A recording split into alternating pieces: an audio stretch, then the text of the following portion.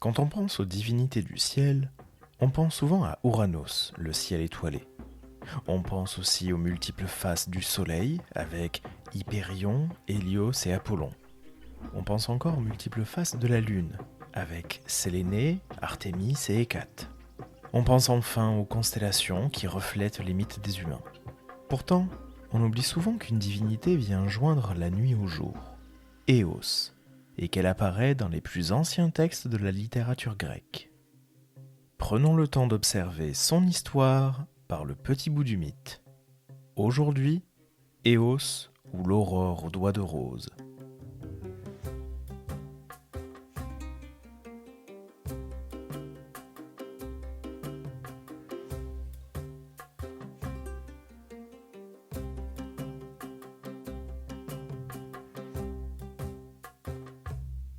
L'aube est un moment important dans les récits d'Homère, ceux de la guerre de Troie, que ce soit dans l'Iliade ou dans l'Odyssée.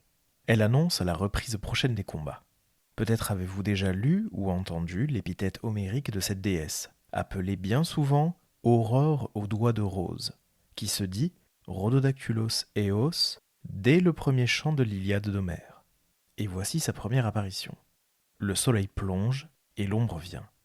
On s'étend le long des amarres, puis, quand, au matin, paraît aurore aux doigts de rose, on prend le large pour regagner le vaste camp des Achéens. Une autre épithète homérique est proposée par le poète, puisqu'elle est dite au voile de safran, ou en robe de safran, comme le traduit Paul Mazon dans le chant 19, au moment où Achille reçoit les armes qui ont été forgées par Héphaïstos. Aurore en robe de safran se lève des eaux d'océan, afin de porter la lumière aux immortels comme aux humains quand Thétis arrive au nef, portant les présents du dieu. Et justement, cette lumière donnée aux hommes comme aux dieux est présente dans plusieurs chants du poème, comme au deuxième. C'est le moment où la divine aurore s'en vient vers le haut Olympe pour annoncer le jour à Zeus ainsi qu'à tous les immortels. Et l'Iliade est rythmée par ces passages d'Éos, toujours précédés du coucher du soleil sans que la scène ne se vide complètement. La nuit est tout autant le moment des rencontres que la journée.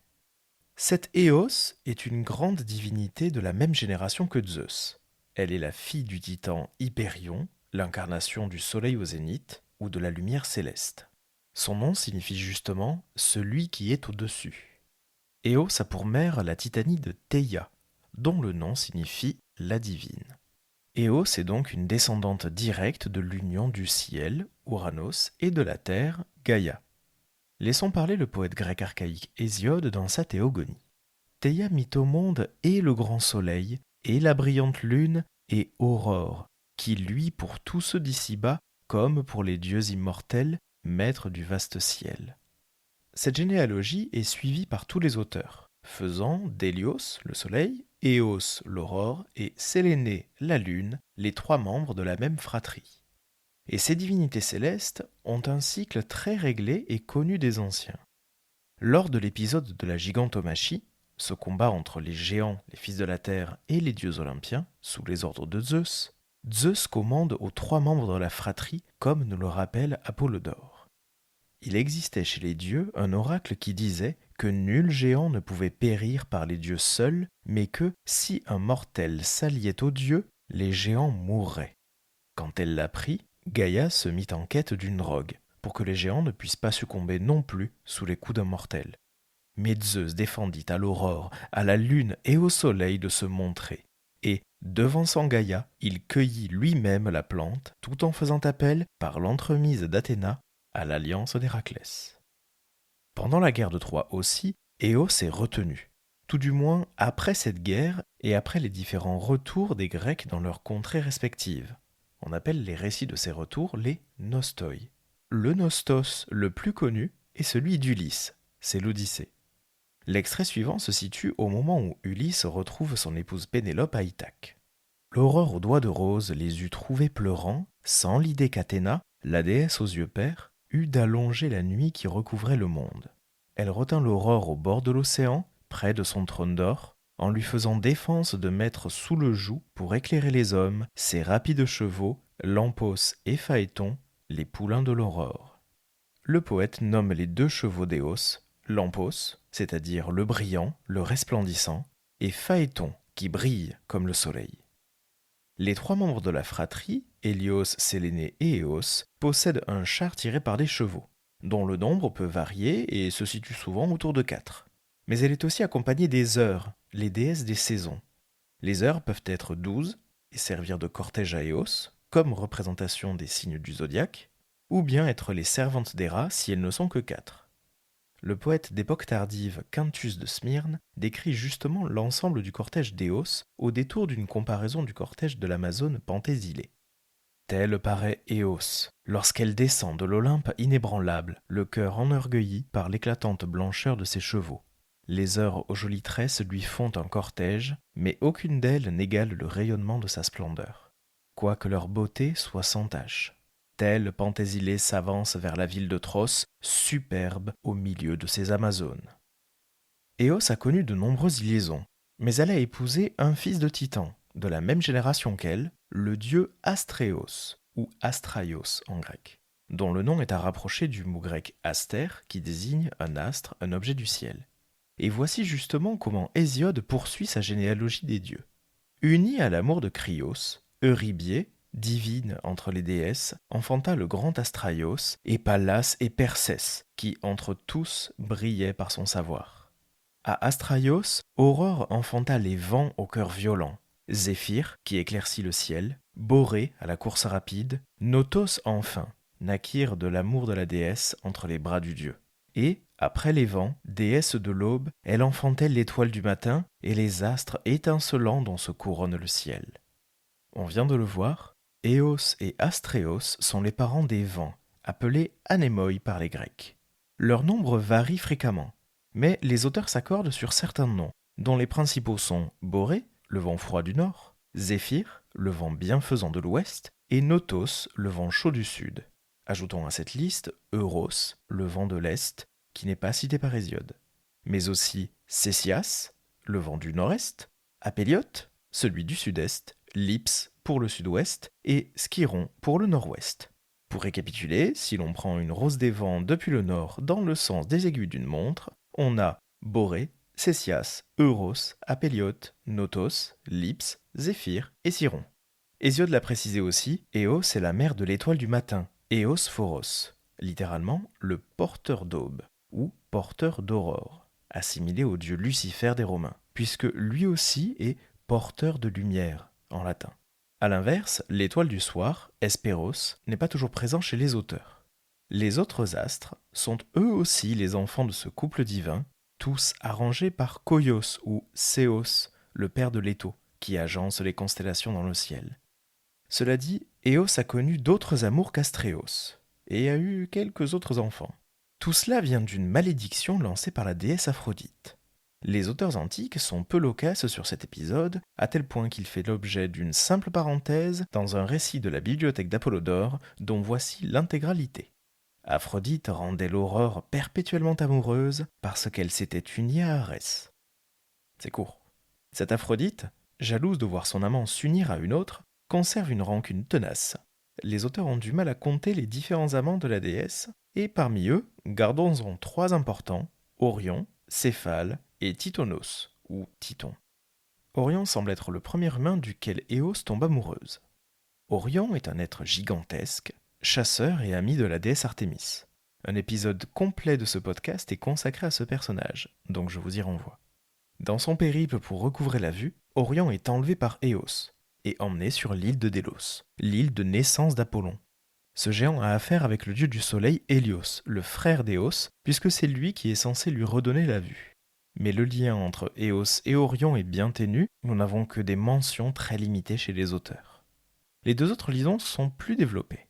Éos s'était prise du jeune Céphale, un Athénien dont la généalogie varie du tout au tout. Soit fils de Déion, un descendant de Deucalion, c'est-à-dire le survivant du déluge de Zeus, et de Diomédée, soit le fils du dieu Hermès et d'une des filles du roi athénien Cécrops, nommée Hercé. Doit-on y voir 2 personnages homonymes dont les histoires se sont assez rapprochées pour les confondre? C'est possible. En tout cas, Éos s'est éprise de Céphale et l'enlève lui aussi pour l'emmener cette fois-ci en Syrie, où elle conçoit Phaéton.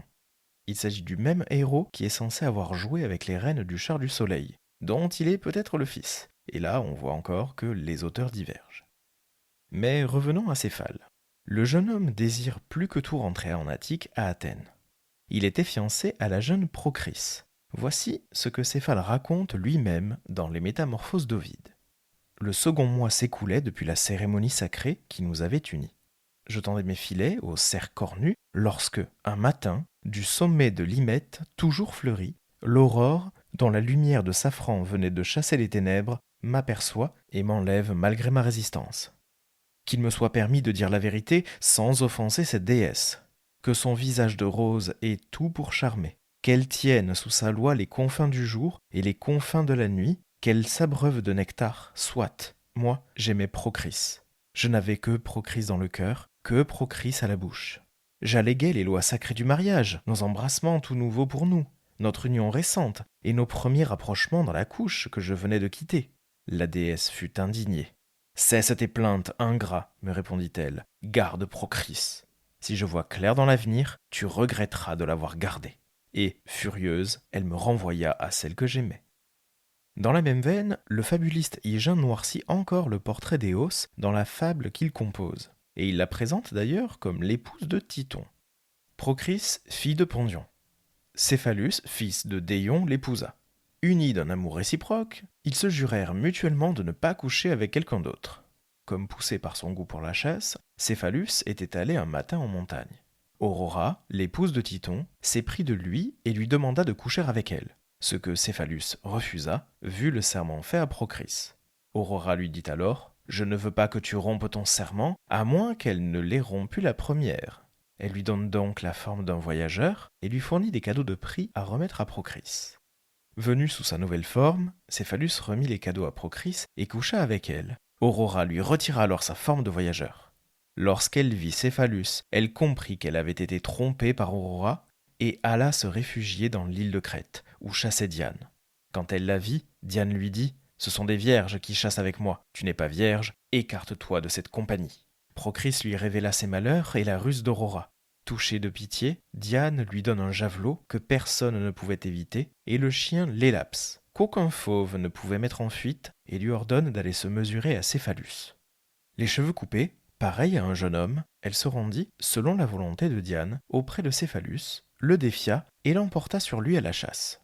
Voyant les pouvoirs du javelot et du chien, Céphalus demanda au voyageur, sans penser que c'était sa femme, de lui vendre l'un et l'autre. Celle-ci refusa d'emblée, il promet une part de son royaume, elle refuse. Mais, dit-elle, si tu persistes absolument à les vouloir à tout prix, donne-moi ce que les enfants ont coutume de donner. Brûlant de désir pour le javelot et le chien, il promet de le donner. Lorsqu'ils furent arrivés dans la chambre, Procris leva sa tunique et montra qu'elle était et une femme et son épouse. Céphalus, une fois reçu ses présents, se réconcilia avec elle. N'en redoutant pas moins Aurora, elle le suivit un matin afin de l'espionner et se cacha dans un buisson. Voyant bouger le buisson, Céphalus lança son javelot inévitable et tua son épouse Procris. Dans cette fable d'Hygin, la déesse de l'aurore est une divinité aveuglée par ses sentiments, et la pauvre Procris en a fait les frais. Plus tard dans son mythe, c'est avec Titon, ou Titonos, qu'elle a eu Émathion et Memnon, deux rois d'Éthiopie. Mais gardons-nous tout de suite des confusions. La littérature antique que nous étudions s'étend sur près d'un millénaire et demi, et les fusions, les confusions, les approximations et les réécritures de personnages et d'événements sont légion. Titon est parfois présenté comme le fils qu'Éos a eu de Céphale, dont on vient de parler. Mais celui qui nous intéresse est son homonyme, le prince troyen et fils de Laomédon, et donc frère de Priam, et un proche parent de Ganymède, lui-même enlevé par Zeus. Comme beaucoup de membres de la famille royale de Troie, Titon est un berger qui fait paître les troupeaux dans la campagne environnante. Éos l'observe, l'enlève et le conduit en Éthiopie pour s'unir à lui. Elle donne naissance à deux fils, Émathion et Memnon.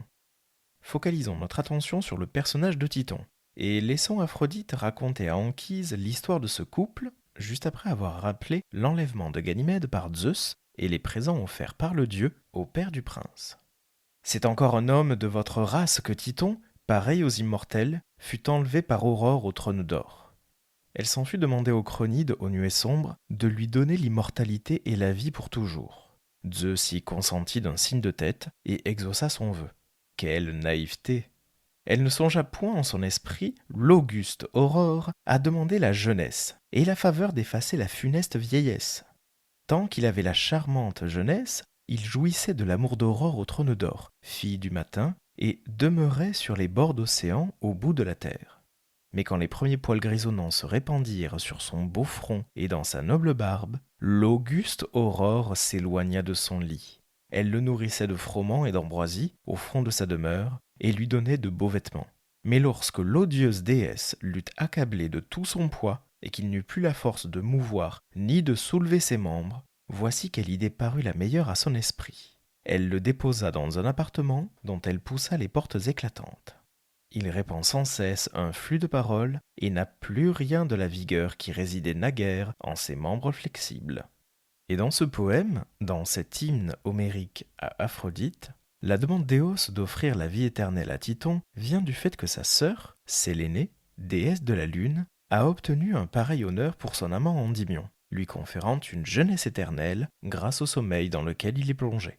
Le ton d'Aphrodite prouve qu'elle est parvenue à se venger d'Éos et qu'elle ne fera plus la même erreur. Certains auteurs, comme le commentateur Servius, avancent qu'Éos a finalement transformé Titon en cigale et que son flot de paroles est devenu le chant ininterrompu de cet insecte. On l'a dit, Éos a eu de Titon 2 enfants sur le sol éthiopien. D'abord Émathion, puis Memnon. Les 2 demi-dieux ne semblent pas être nés au même moment. Une génération humaine les sépare, puisque Émathion a croisé la route d'Héraclès et que Memnon a participé à la guerre de Troie. Il reste peu d'extraits mentionnant Émathion et son combat contre Héraclès, qui le tue. C'est Memnon qui est mis en avant, puisqu'il est l'un des derniers adversaires d'Achille.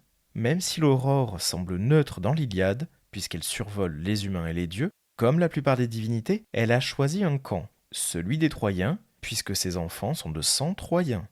Le combat entre Achille et Memnon est celui de 2 fils de déesses et d'humains, et ce sont donc 2 héros au sens génétique du terme, un parent humain, un parent divin.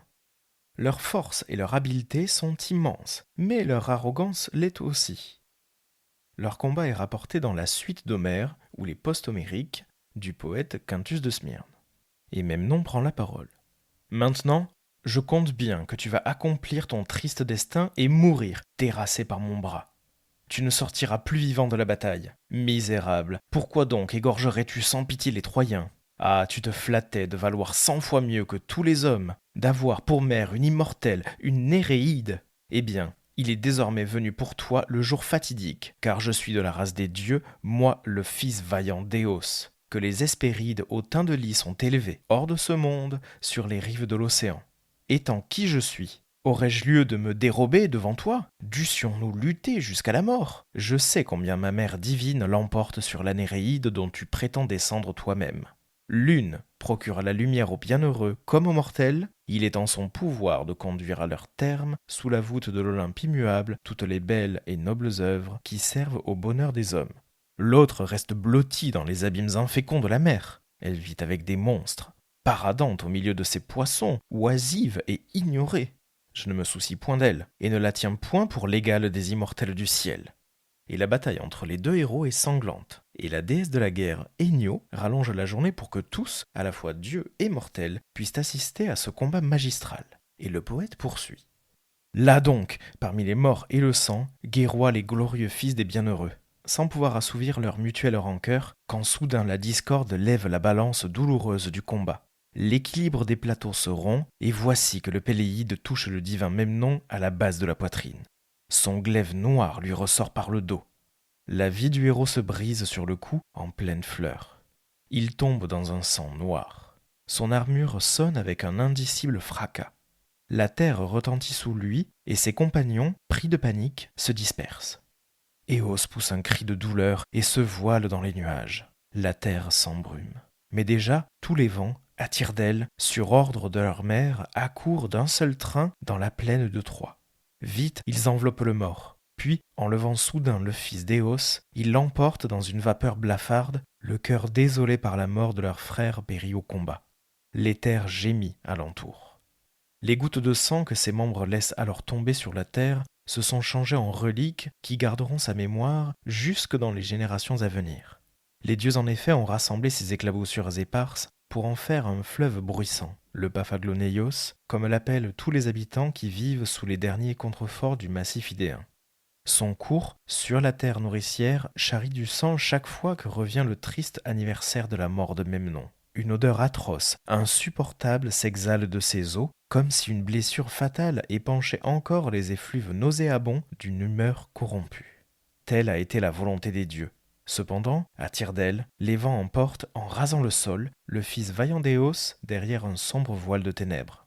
Les Éthiopiens non plus ne restent pas à l'abandon, loin de leur souverain défunt. Eux aussi, un dieu les emmène sur l'heure. Répondant à leurs désirs, il leur octroie telle légèreté qu'ils peuvent, sitôt qu'ils ont reçu ce don, voler au sein des brumes. Ils suivent alors les vents, en pleurant sur leur roi. Et un peu plus loin dans le récit, Quintus nomme Éos Érigénie, et il poursuit ainsi. Enfin les vents infatigables, avec de sourdes plaintes, déposent le cadavre de Memnon, expert au corps à corps, sur les rives de l'Azépos, le fleuve au cours profond, là où s'élève aujourd'hui le bosquet des nymphes aux jolies tresses. C'est un bois magnifique que les jeunes filles d'Azépos ont planté plus tard autour du vaste tombeau, une épaisse futaie où se mêlent les essences les plus diverses. Pour lors, les déesses entonnent en chœur, à maintes reprises, la lamentation funèbre à la gloire du fils d'Érigénie au beau trône. Mais la clarté du soleil disparaît. Éos descend du ciel en pleurant son enfant chéri, entouré de ses compagnes, les 12 vierges bouclées, qui président à la route sublime qu'Hypérion suit dans ses révolutions, à la nuit et au jour, et à tout ce qui s'accomplit par le vouloir de Zeus. Ce sont elles qui, rangées autour des portes infrangibles de sa demeure, circulent en entraînant dans leur ronde l'année lourde de fruits et font se succéder tour à tour sur le cercle zodiacal les frimas de l'hiver, les fleurs du printemps, les délices de l'été et les raisins de l'automne. Donc, lorsqu'elles sont descendues des cimes de l'éther en versant à flots des larmes sur Memnon, tandis que les Pléiades gémissent de concert, les vastes montagnes et les eaux de l'Ésépos font leur écho alentour. Les sanglots ne connaissent pas de trêve. Au milieu de ses compagnes, la douloureuse Érigénie tient son fils embrassé et pousse ce long cri de détresse. Là sur moi, tu n'es plus mon enfant chéri. Quel deuil cruel tu laisses à ta mère. Non, maintenant que tu as péri, je ne consentirai plus à éclairer les immortels du ciel. Je descendrai dans les affreux abîmes des enfers, là-bas où s'est envolée ton âme, loin de ton corps sans vie. Et je laisserai s'épandre sur l'univers le chaos et la hideuse nuit, afin que le chronide, au plus profond du cœur, connaisse aussi le tourment. Mes titres ne valent-ils pas ceux de la Néréide, puisque je tiens des mains même de Zeus le privilège de voir toute chose et de tout mener à son terme? Vains honneurs! Sinon, Zeus n'aurait-il pas eu égard à ma clarté? J'irai donc dans les ténèbres, qu'il tire, s'il le veut, Thétis du sein des mers, et la conduise dans l'Olympe pour qu'elle éclaire les dieux et les hommes. Pour moi, renonçant au ciel, je n'aspire plus qu'à la nuit gémissante. Comment saurais-je apporter à ton meurtrier la clarté du jour? Tandis qu'elle parle, les pleurs coulent de son visage immortel, comme un fleuve intarissable, et, tout autour du cadavre, ruisselle sur la terre noire. La nuit immortelle a grande compassion de sa fille, et le ciel voile tous ses astres dans la brume et les nuages pour rendre hommage à Érigénie. Éos passe toute la nuit à se lamenter et à sangloter de douleur parmi les flots des ténèbres. Son cœur ne se soucie point du jour à naître, tant elle a pris en haine le vaste Olympe. Près d'elle, ses rapides chevaux se plaignent bien souvent de fouler un sol étranger et, les yeux tournés vers leur reine éplorée, brûlent de regagner le ciel. Soudain, Zeus en courroux tonne terriblement. La terre entière en est ébranlée. L'effroi saisit l'immortel Éos. Vite alors, les noirs Éthiopiens ensevelissent Memnon au milieu des gémissements. Puis, comme ils ne tarissent pas de leurs plaintes autour du tombeau de son puissant fils, Érigénie aux grands yeux les change en oiseaux et leur accorde le don de voler dans les airs. On les voit encore se rassembler autour du tertre de leur roi et répandre en sanglotant de la poussière sur le monument funèbre. Puis ils se livrent entre eux des combats pour rendre hommage à Memnon. Lui, dans les demeures d'Hadès, ou peut-être au pays des bienheureux, sur le sol de la terre élyséenne, il exulte de joie, tandis que le cœur de l'immortel Éos se réconforte à ce spectacle. Telle est la tâche que le vouloir d'Érigénie, la pourvoyeuse du jour, assigne pour l'avenir à ses belliqueux oiseaux. Pour lors, l'immortel Éos remonte dans le ciel au milieu des heures fécondes. Ses compagnes l'entraînent, malgré son désir, vers le parvis de Zeus, en lui prodiguant les consolations qui peuvent fléchir le deuil le plus accablant. En dépit du chagrin qui la tourmente encore, elle la garde d'oublier sa course, tant elle redoute les constantes remontrances de Zeus dont procèdent toutes choses, aussi bien celles que les eaux de l'océan enferment en leur sein que la terre et le trône des astres en feu. Les Pléiades précèdent sa marche, puis, s'avançant à son tour, elle ouvre les portes de l'éther et dissipe les ténèbres. Et enfin, le poète latin Ovide rappelle la douleur d'Éos bien au-delà du combat. L'aurore, quoiqu'elle eût favorisé les mêmes armes, n'avait pas l'esprit assez libre pour pleurer sur la ruine et sur les malheurs de Troie et des Cubes. Un chagrin qui la touche de plus près, un deuil domestique, lui serre le cœur. Depuis qu'elle a perdu son fils Memnon, la déesse à la lumière orangée l'a vu périr dans les champs phrygiens sous la lance d'Achille. Elle l'a vu, et aussitôt la couleur vermeille qui annonce le matin a pâli, et le ciel s'est voilé de nuages. La malheureuse mère n'a pu supporter le spectacle du corps déposé sur le bûcher fatal. Les cheveux épars, telle qu'elle était, elle n'a pas cru indigne d'elle d'aller se jeter aux pieds du grand Jupiter et de lui adresser ce discours au milieu de ses larmes. « Je suis au-dessous de toutes les déesses qui habitent les régions dorées de l'éther, car je n'ai que très peu de temples dans tout l'univers. Je suis déesse pourtant, et me voici devant toi. Je ne viens pas te demander des sanctuaires, des jours de sacrifice et des autels qui chaufferont les feux sacrés. Et cependant, si tu considérais quel service je te rends lorsque ma lumière renouvelée empêche la nuit de franchir ses limites, tu trouverais que je mérite bien de telles récompenses. Mais l'aurore n'a nul souci et n'est pas en état de réclamer même des honneurs qui lui sont dus. Si je viens ici, c'est que j'ai perdu mon cher Memnon, qui, après avoir en vain combattu courageusement pour son oncle, a succombé à la fleur de l'âge, car vous l'avez voulu, sous les coups du vaillant Achille. Ô souverain des dieux, accorde-lui, je t'en supplie, quelque marque d'honneur qui le console de sa mort et apaise le cœur blessé de sa mère. » Jupiter y consent, le grand bûcher de Memnon, dont les flammes s'élevaient vers le ciel, s'écroule de toute sa hauteur et des tourbillons d'une fumée opaque obscurcissent le jour, semblables à ces brouillards qui se dégagent au sein des fleuves, interceptant les rayons du soleil. Des cendres noires s'envolent, puis s'agglomèrent et se condensent jusqu'à former un corps qui reçoit du feu la chaleur et la vie. Leur légèreté lui a donné des ailes. D'abord, c'est un être semblable à un oiseau. Bientôt après, c'est un oiseau véritable qui agite ses plumes avec un grand bruit. Il est imité par les oiseaux innombrables. Et le poète conclut ce passage en rappelant la douleur des Cubes, la reine de Troie et la mère d'Hector, ainsi que la douleur d'Éos, par un très rapide récit étiologique. Voilà pourquoi, tandis que d'autres s'affligeaient d'entendre aboyer la fille de Dimas, l'aurore ne songeait qu'à sa propre douleur. Pourquoi aujourd'hui encore cette bonne mère verse des larmes et couvre toute la terre de sa rosée? C'est bien ce court récit qui explique l'apparition de la rosée le matin. Et c'est ainsi que s'achève notre parcours dans l'histoire d'Éos, la déesse de l'aurore. Elle a été une amante passionnée et une mère aimante pour sa myriade d'enfants. Contrairement à Héra face à Leto, Aphrodite ne semble pas avoir calmé sa jalousie et sa rancune envers Éos. Après la mort de Memnon, la déesse n'apparaît plus que pour annoncer la venue du jour.